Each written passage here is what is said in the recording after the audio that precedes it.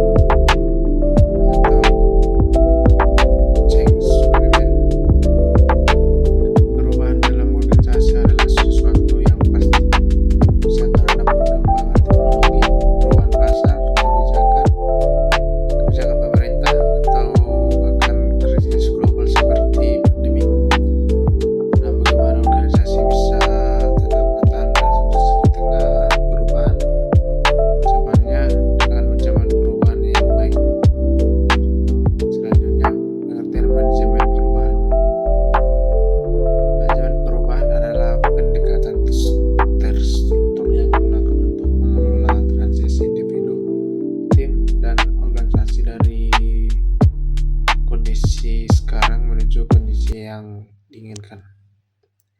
Tujuannya adalah untuk memastikan bahwa perubahan yang dilakukan berjalan dengan lancar, terencana, dan diterima oleh semua pihak yang terlibat. Contohnya, perusahaan beralih dari sistem manual ke digital, organisasi melakukan restrukturisasi,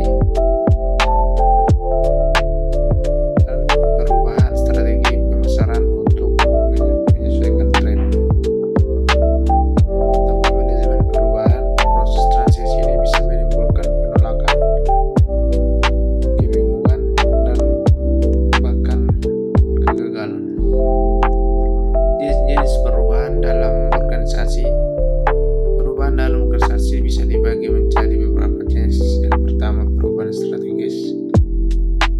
Contoh, perusahaan mengubah model bisnis atau target pasar. Ini bersifat menyeluruh dan memengaruhi arah jangka panjang organisasi. Perubahan struktural. Contohnya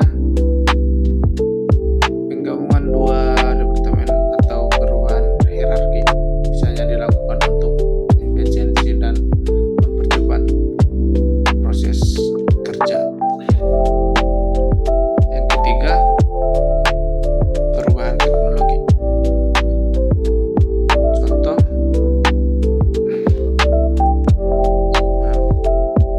mengganti sistem IT lama dengan sistem berbasis cloud.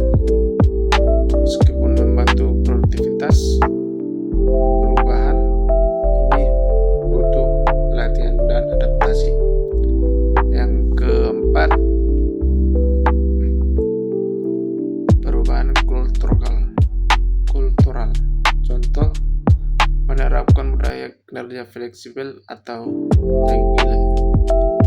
Ini seringkali paling sulit karena menyangkut kebiasaan dan pola pikir. Selanjutnya, tahapan manajemen perubahan. Salah satu model yang paling sering digunakan dalam manajemen perubahan adalah model 8 langkah John Kotter. 1. Menciptakan rasa urgensi atau red urgency. Menunjukkan kenapa perubahan itu penting dan mendesak. Yang kedua, membentuk tim penggerak, building creation. Kumpulkan orang-orang kunci untuk memimpin perubahan. Yang ketiga, menyusun visi dan strategi, create a vision for change. Tentukan arah perubahan dan bagaimana mencapainya. Yang keempat, mengkomunikasikan visi, communicate the vision. Sampaikan secara jelas dan konsisten kepada seluruh organisasi.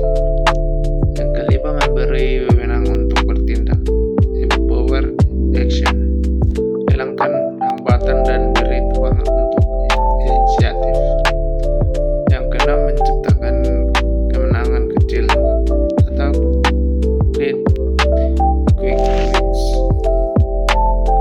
tunjukkan hasil awal agar semangat tetap tinggi. Yang ketujuh, konsolidasikan perubahan, build on the change, gunakan hasil awal untuk mendorong perubahan yang lebih besar. Yang ke-8, dalam menanamkan dalam budaya organisasi atau act of the change in culture, pastikan perubahan menjadi bagian dari budaya kerja jangka panjang. Bulan ini bisa membantu organisasi lakukan perubahan secara sistematis dan minim resistensi. Selanjutnya, tantangan dalam manajemen perubahan. Manajemen perubahan tentu tidak mudah. Beberapa tantangan yang sering dihadapi antara lain resistensi dari karyawan. Perubahan sering menimbulkan ketakutan dan ketidaknyamanan. Solusi, libatkan mereka sejak awal dan dengarkan masukan mereka. Selanjutnya, kurangnya komunikasi. Tanpa komunikasi yang baik, orang bisa bingung atau salah paham.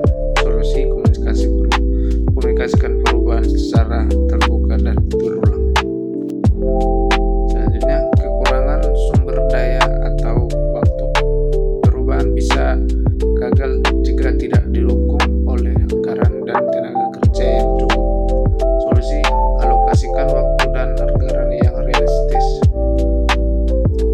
Selanjutnya, kurangnya kepemimpinan yang kuat. Pemimpin harus bisa memberi contoh dan mendorong tim. Solusi, libatkan pemimpin kunci dalam proses perubahan. Strategi menghadapi perubahan. Agar perubahan bisa diterima dan berhasil, berikut beberapa strategi yang penting. Yang pertama, libatkan karyawan sejak awal. Ketika mereka merasa dilibatkan, mereka akan lebih menerima. Beri pelatihan dan dukungan.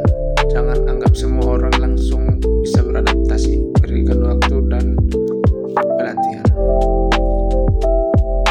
Buat sistem feedback.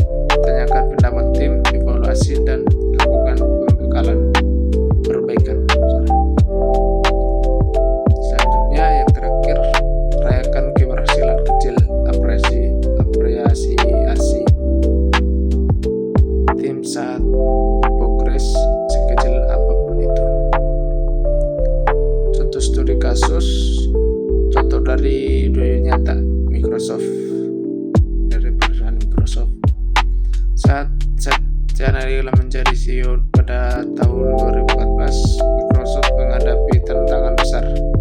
Ia melakukan transformasi budaya dari yang kaku dan tertutup menjadi kolaboratif dan inovatif. Ia juga mendorong transformasi digital dan fokus pada cloud computing. Hasilnya, nilai saham Microsoft naik lebih dari 300% dalam 5 tahun. Contoh lainnya dalam Gramedia, yang dulunya hanya menjual buku fisik, kini mulai fokus pada platform digital dan e-commerce. Perubahan itu tidak mudah, tapi berhasil dilakukan karena adanya manajemen perubahan yang terarah.